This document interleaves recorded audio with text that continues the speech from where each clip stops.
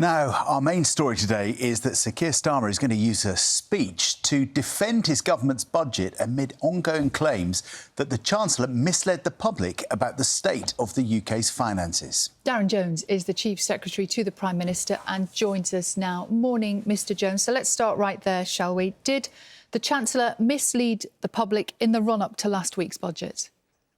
Good morning, Sally. No, of course she didn't. The Chancellor was very clear in the run-up to the budget that she wanted to do three things with the budget this year. The first was to help tackle the cost of living crisis. The second was to protect investment in the National Health Service.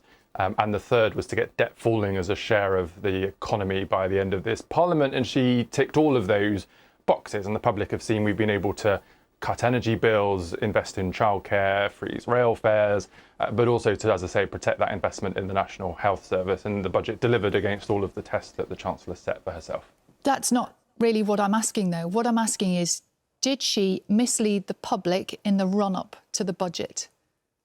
No, I don't think she did. You might want to tell me why you think that. But Rachel talked about the context in which the budget decisions were being taken in a speech in the run-up to the budget.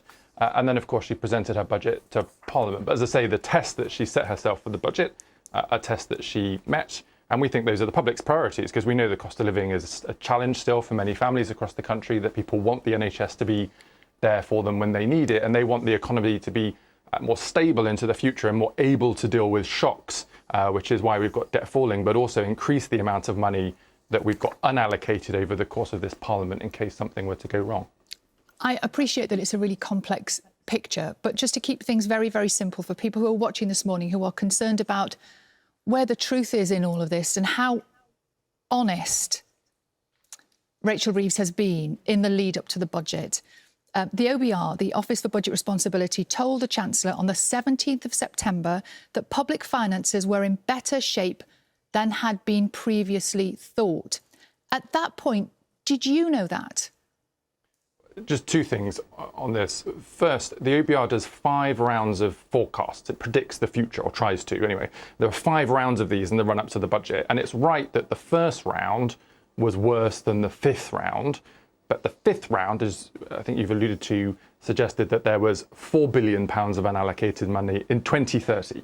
£4 billion is too small for a country of our size when trying to anticipate potential risks, and that's why we had to increase that to £20 billion.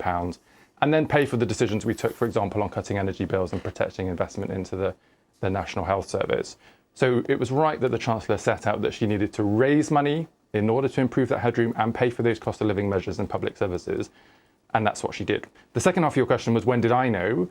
The Office of Budget Responsibility shares its forecasts with the Treasury, and the Treasury then shares these with number 10, where I'm a minister, with the Prime Minister, in what's called the scorecard, which essentially is a big Excel spreadsheet of all of the different things you can do to raise money and all of the things you might be able to afford to take active decisions on at the budget. These numbers were constantly updated in the scorecard and presented running through, and essentially it changed the number at the bottom about how much you could afford to do and what types of tax decisions you might have to take in order to take those decisions. So when did you know that? As they, on a continuous basis, they were fed through from the Treasury to number 10. So as soon as they were available to the Treasury, the whole of the centre of government saw these. But as I say, the decisions were taken by the Chancellor at the end of that process, in the final week or so before the budget was presented last week on Wednesday.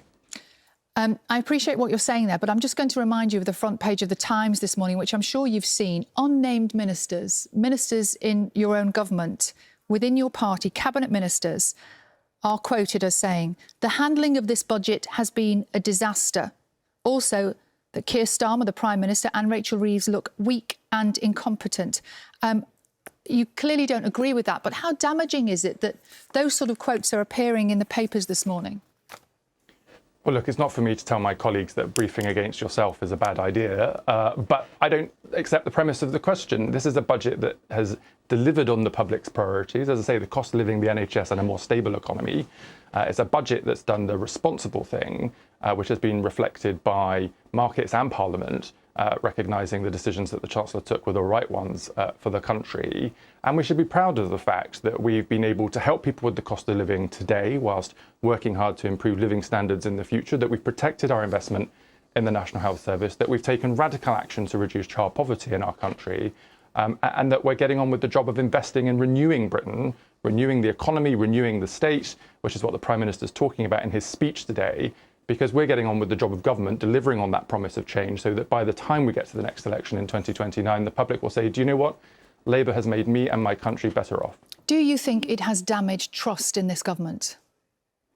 I think briefings damage trust in the government, and that's why colleagues shouldn't do it. But I think the budget has, as I say, met the tests that were set by the chancellor. It's brought stability back to the public finances, back to the economy, and is investing in the public's priorities. I have to remind ourselves that's in stark contrast to what we had under the previous government, when Liz trusted a budget, didn't even talk to the OBR, and the markets went mad.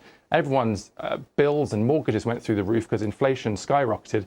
That is how not to do a budget. Contrast that with what Rachel has done this week. It's a stable budget, taking the right decisions for the public and taking responsible decisions. That's the way to do a budget. But 5 days on, we're not necessarily, I know you are, but we're not talking necessarily about the actual contents of the budget. We're talking about the handling of it. For weeks before the budget, we were talking about the budget and there were briefings about the budget. Do you think it's been handled poorly? Look, I think the budget has been taken in the context of lots of challenges in the world, whether it's tariffs and impacts on the global economy, or the cost of government borrowing, or people at home worrying about the cost of living, and the understanding that we were going to have to make some tax changes in order to balance this budget. And people understandably worry about that in the run-up to a budget. I'm not sure there's much you can do about that when the economy is not firing on full cylinders, but that's where we need to get to in the future, so that people can see that the country is heading in the right direction and making them and all of us better off.